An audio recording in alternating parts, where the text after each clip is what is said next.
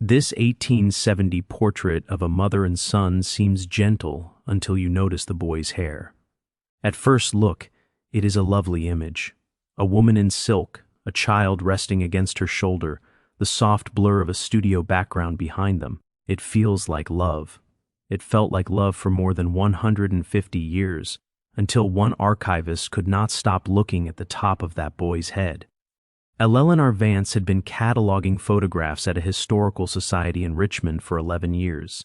She had handled thousands of images from the antebellum and Reconstruction eras, everything from daguerreotypes of Confederate officers to cabinet cards of newly freed families standing stiff and proud in front of the first homes they owned.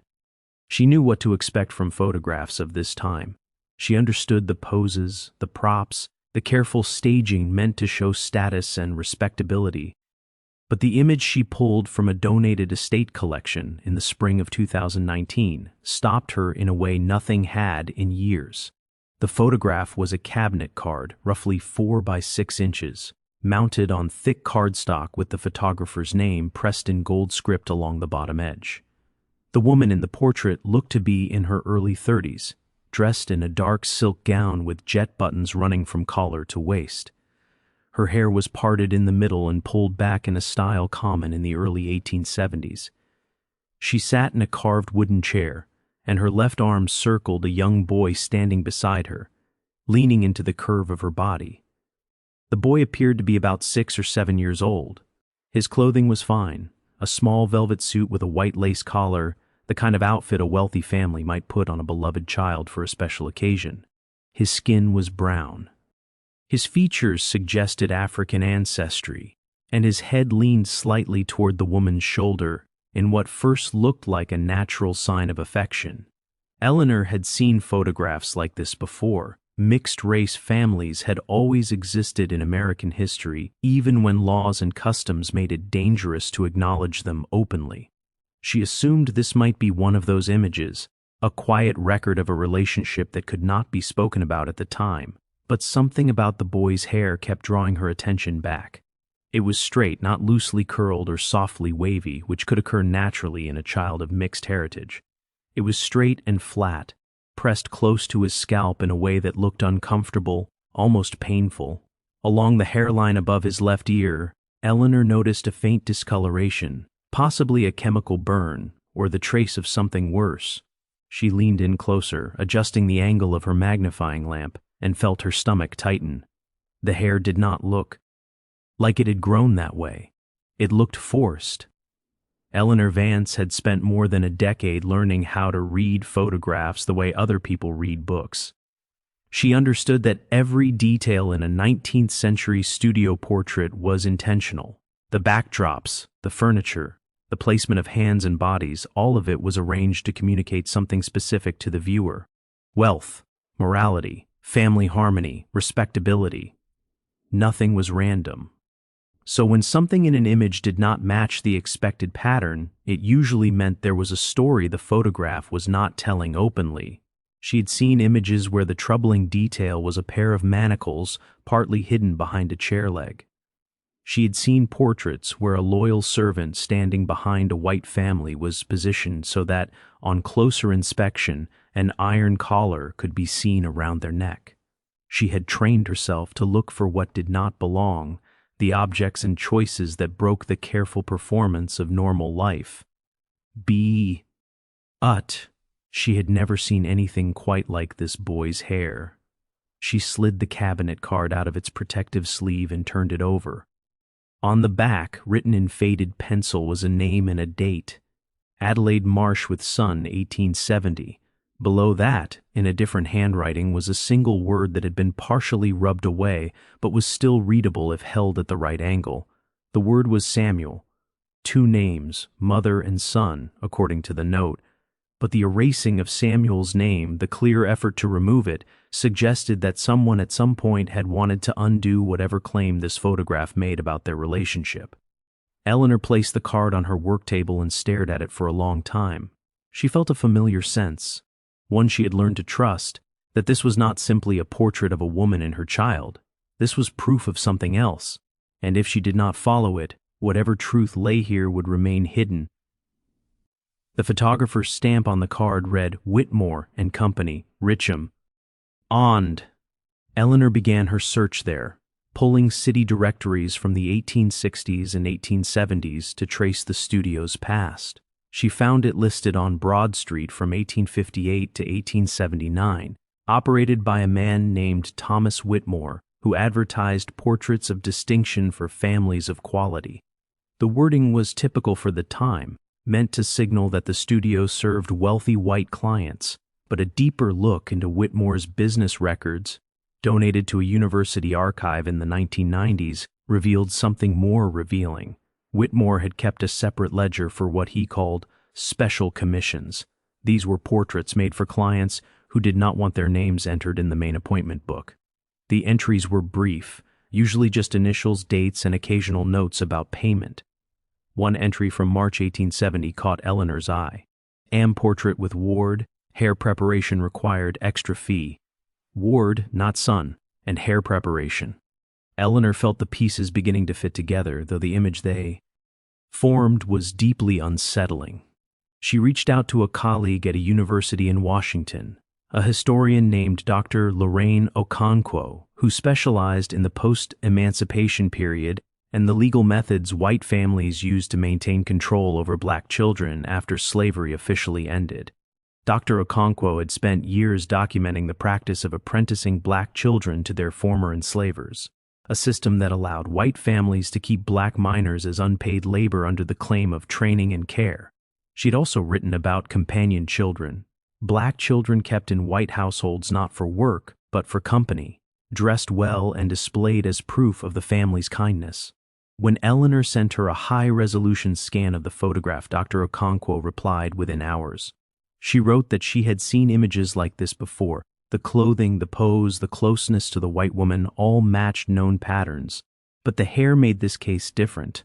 Most companion children were photographed with their natural hair, often styled in ways that highlighted their difference from white family members. Straightening a black child's hair like this would have been painful and uncommon for the time. It suggested the family wanted to remove visible signs of his race, to make him appear more like a biological child. That was a different kind of violence. It was an act of erasure. Eleanor began looking for more information about Adelaide Marsh. The name appeared in Richmond city directories from 1865 through 1882, listed at a large address in the Church Hill neighborhood.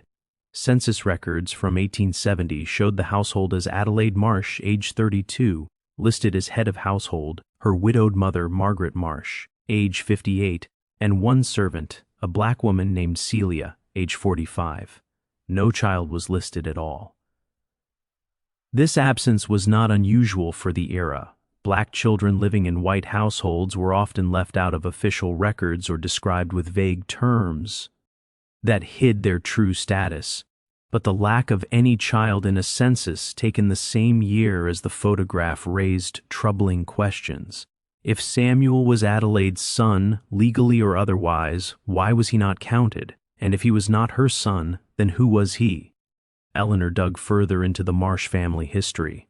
Adelaide's husband, Walter Marsh, a cotton merchant, had died in 1864 during the final year of the Civil War.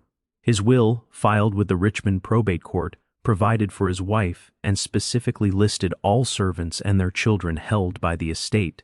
The Marsh family had been enslavers, and according to the will, those enslaved people were not freed at Walter's death, but transferred to Adelaide's ownership. In an inventory attached to the will, Eleanor found a woman named Celia, age 39 at the time, and her daughter, unnamed, age 4. There was no mention of a son. Yet 4 years later, the census showed Celia still in the household at age 45, with no daughter, Liz Ted. And the photograph showed a boy of about 6 or 7, dressed in velvet, leaning into Adelaide Marsh's shoulder as if she were his mother. Eleanor shared these findings with Dr. Okonkwo, whose reply was calm but grim. She said the pattern matched dozens of similar cases she had studied. After emancipation, some white families kept black children even when the adults in those families left or were pushed out. Children were easier to control. In some cases, white families claimed legal guardianship through the apprenticeship system. But the most disturbing cases were those with no legal process at all. The White family simply kept the child. Sometimes they claimed the child was an orphan. Sometimes they presented the child as adopted. And sometimes, as this photograph suggested, they tried to pass the child off as their own. The hair straightening fit that final category. It was an attempt to make the child's race less visible. Dr. Okonkwo explained the wider conditions that owed such situations to exist. After the Civil War, Virginia and other former Confederate states passed laws known as the Black Codes. These laws restricted the freedom of newly emancipated people and forced them back into labor arrangements that were slavery in everything but name. One of the most harmful provisions allowed courts to apprentice black children to white employers, often their former enslavers, if the children were judged to be orphans or without proper support. White judges often decided that black parents struggling in the ruined post-war economy were unfit to raise their own children. But even this system did not explain all cases. Some children remained in white homes through informal deals, spoken threats, or simple pressure. A black mother working as a domestic servant might be told that if she wanted to keep her job, her child would have to stay in the house as well.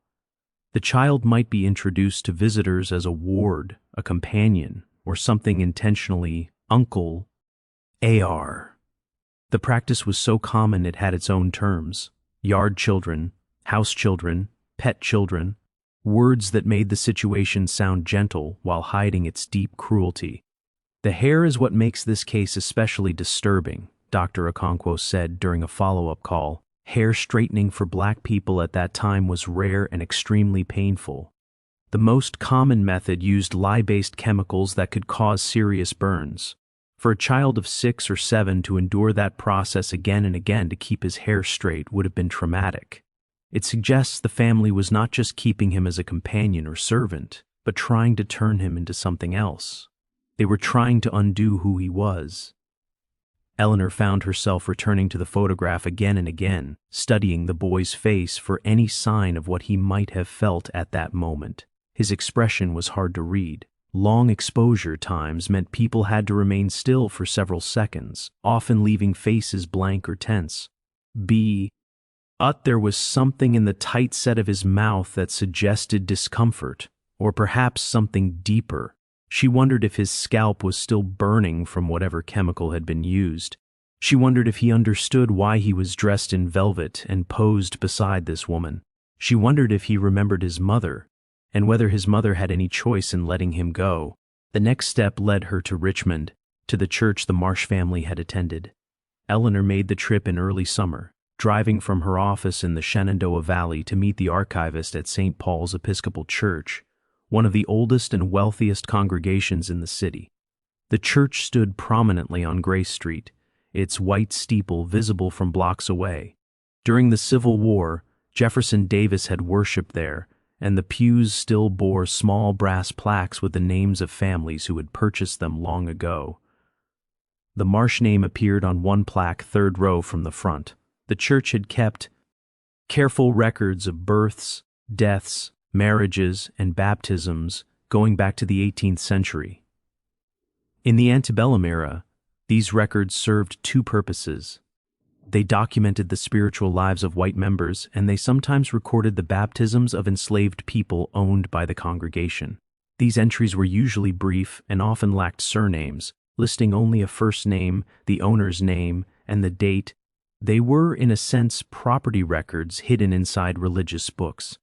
If Samuel had been baptized there, or if any official note had ever been made about his connection to Adelaide Marsh, it would appear in those ledgers. The archivist, a retired schoolteacher named Mrs. Dorothy Hale, was doubtful at first about Eleanor's questions. The Marsh family were generous supporters of this church for generations, she said, guiding Eleanor down a hallway lined with portraits of former rectors. I'm not sure what you expect to find that would really matter to history.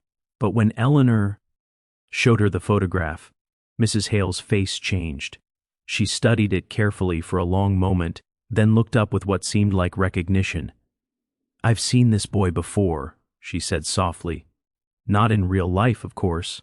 But there's another photograph of him in our collection. The second photograph, which Mrs. Hale brought up from a storage room in the church basement, showed the same boy about 10 years older. He wore a plain dark suit like a household servant and stood behind a seated group of white women at what looked like a church gathering. The women smiled and held fans against what must have been the summer heat, their light dresses loose and comfortable. Behind them, Samuel stood stiff and straight. His hair was cut short now, natural curls clearly visible even in the faded image. He was not looking at the camera. His eyes were lowered to the floor, his hands folded tightly in front of him, his posture rigid. There was no velvet, no lace collar, no gentle leaning into any's shoulder. The companion child had become something else. Eleanor studied the two photographs side by side, trying to understand them together. The boy in velvet and the servant in dark wool, the hair painfully pressed flat against a young head, and later the natural curls of a teenager finally allowed to look like himself, the possessive arm around a child, and later the clear space between bodies. It felt like looking at two different people, except the face was clearly the same eyes, the same jawline. But something in his expression had changed. Whatever softness had once been there, whether real or staged, was gone. In its place was something cautious, alert, aware of the camera and what it could be used to show or hide. The church records confirmed what Eleanor had already begun to believe. Samuel had never been legally adopted by Adelaide Marsh. He had never been baptized as her son. Instead, there was a single entry dated 1876 that noted the return of a colored W.R. named Samuel to his people at the request of his mother, Celia. Celia had remained in the Marsh household as a domestic servant during the years her son was being presented as Adelaide's companion. The entry was short and formal, almost cold, but what it meant was devastating. For 6 years, Celia had watched her child dressed up and displayed as another woman's son. She had watched his hair burned straight. She had watched him posed in portraits that erased her completely. And then, at last, she had found a way to bring him back.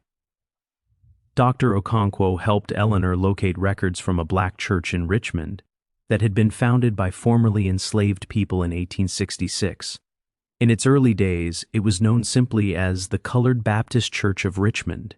It began in the basement of an old warehouse just months after the war ended. Its founders were men and women who had spent their lives enslaved, who had been forbidden to learn to read or write, who had been denied legal marriage and the HT to keep their children. One of the first things they did with their freedom was build a place that would record their lives in their own words. The church kept its membership rolls separate from white churches that either refused black worshipers entirely or forced them into segregated balconies where they could listen but not fully take part.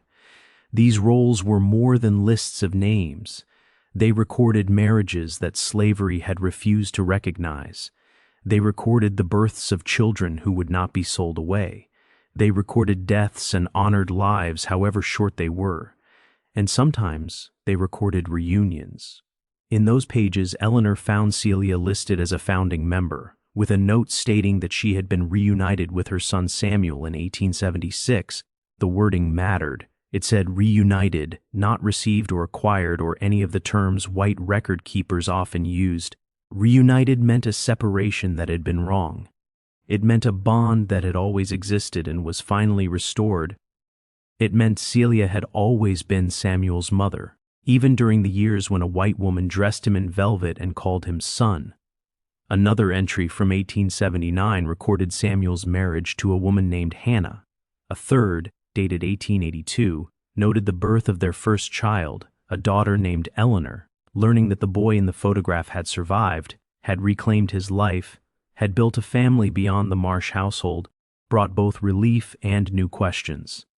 The story did not end with his erasure, but it raised the issue of how to tell that story now, more than a century later, when descendants of everyone involved might still be alive. Eleanor Vance presented her findings to the director of the Historical Society, Richard Townsend, who had hired her 10 years earlier and usually trusted her judgment. She spread out the photographs, the church records, and her correspondence with Dr. Okonkwo, and explained what the evidence suggested. The 1870 image was not a portrait of a mother and son. It was a photograph of a white woman and a black child she kept as a companion, a living doll whose hair had been chemically straightened to make him look more like her own child. The inscription on the back, Adelaide Marsh with son, was not proof of family, but a claim of control wrapped in affection. Townsend listened closely, studied the materials, then leaned back with a sigh. "This is going to be difficult," he said. The Marsh family had been major donors for generations. Their descendants were still connected to the board. Reframing the photograph this way would upset people. "Some people have already been unhappy for a long time," Eleanor replied. "They're just the descendants of Samuel and Celia, not the descendants of Adelaide Marsh. Their pain has been ignored for 150 years. The board meeting happened 3 weeks later. Eleanor presented her research to a room where people shifted uncomfortably as she showed the two photographs side by side. The velvet-clad companion child of 1870 and the servant of 1880. She explained the hair straightening, the missing census records, the church entries that documented Celia's long struggle to reclaim her son. She quoted Dr. Okonkwo's work on companion children and how these practices were part of larger systems of racial control that lasted long after emancipation. When she finished, the room was silent. Then, a woman near the back, someone Eleanor recognized as a Marsh descendant, raised her hand. "I don't understand what you expect us to do with this," she said, her voice calm but sharp. "You're asking us to accuse my ancestors of stealing a child based on a photograph and some church notes." "I'm not accusing anyone," Eleanor answered carefully. "I'm asking us to tell the truth about what this image shows. For years, it has been displayed as a portrait of a mother and son. That isn't true. The boy was not Adelaide Marsh's child. He was the son of a woman named Celia, who worked in her household and fought for years to get him back. If we keep the old caption, we are repeating the same erasure that happened to Celia and Samuel in their own time." The discussion went on for more than an hour. Some board members said the evidence was indirect and open to interpretation. Others worried about the reaction to correcting the story of a well-known local family. But a few, including a newer member who taught African American history at a nearby college, argued that the society had a duty to tell accurate stories, even when they were uncomfortable. In the end, they reached a compromise. The photograph would be redisplayed with a longer caption explaining the uncertainty of the relationship and giving context about companion children in the post-Civil War South. A small exhibit would be built around the image, showing both photographs and excerpts from church records that documented Samuel's return to his mother. The society would also try to contact descendants of Samuel and Celia, if any could be found, and invite them to take part in telling the full story. Finding those descendants took another 6 months. Eleanor worked with a genealogist named Marcus Webb, who specialized in tracing African American family histories. It was slow and difficult work, made harder by destroyed records and the way black families had been separated and scattered over generations. Webb explained that tracing Samuel's line meant working forward and backward at the same time, using whatever fragments remained.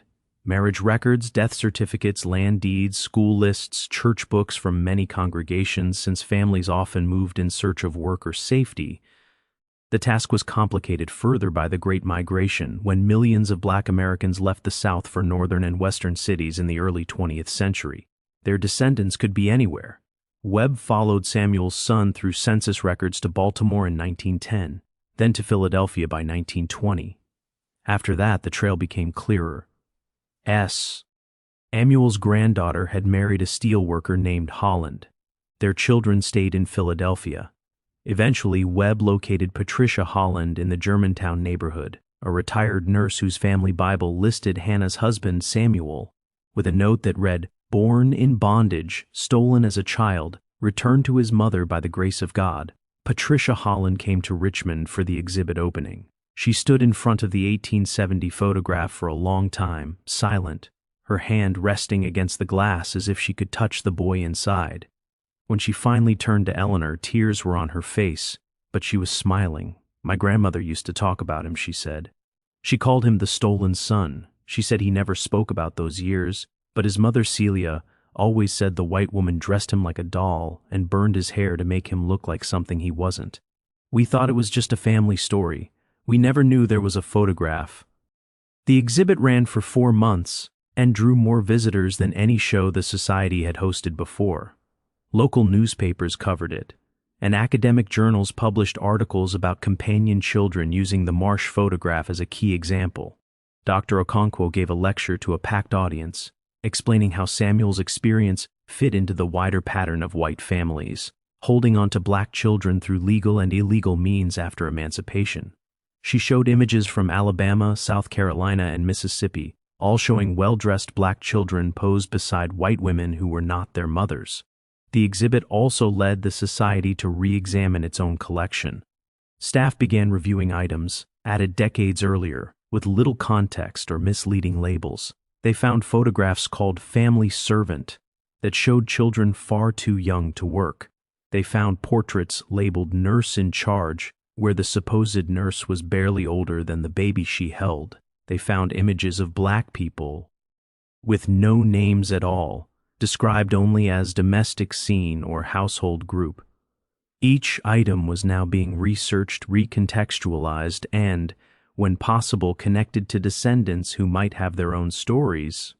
Richard Townsend later told Eleanor that the exhibit had changed his understanding of the society's role. "We treated these photographs as objects," he said, "things to preserve and display. But they're not just objects, they're evidence. And for a long time, we presented that evidence in a way that supported one version of history while silencing another. I don't know how to fix all of that, but we have to begin somewhere." For Eleanor, the most meaningful moment came near the end of the exhibit, when Patricia Holland returned with her daughter and 2 grandchildren. They stood together before the photograph, 4 generations of Samuel's family, looking at the image of a boy who had been erased and then reclaimed. The youngest child, a girl about 7, the same age Samuel had been when the picture was taken, pointed at the image and asked who the people were. Patricia knelt beside her. "That's your great-great-great-great-grandmother's son," she said. "His name was Samuel. The woman next to him is not his mother. His real mother was a woman named Celia, who loved him so much she spent years fighting to get him back. And she did." The girl looked again at the photograph. "Why is his hair like that?" she asked. Patricia was quiet for a moment. "Because they were trying to turn him into something he wasn't," she said. "But it didn't work. He always knew who he was, and now we do too. Photographs lie. That idea is not new, but it deserves repeating every time we look at an old image and assume we understand it. A camera captures a moment, but that moment is staged, framed, and shaped to show what the subjects and the photographer want us to believe. A white woman in silk, a black child in velvet, a gentle lean that suggests love and family. But the details tell another story. The burned hairline, the missing census record, the separate ledger for special commissions, the church note about a return that never should have been needed. Samuel's photograph is not unique. Archives, attics, and museum storage rooms across the country hold thousands like it. Portraits meant to show kindness and care that actually record something far darker. Children dressed as companions to display an enslaver's generosity. Families posed to hide the violence beneath them. Hair straightened, skin lightened, identities erased to keep the lie alive.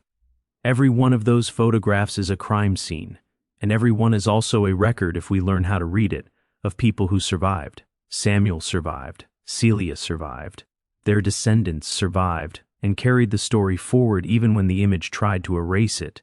The next time you see an old portrait and feel warmth toward the past, look closer. Look at the hands, the hair, the edges of the frame. Look for what does not belong. Look for the story the image is trying not to tell, because that story belongs to someone and they have been waiting a very long time for someone to notice.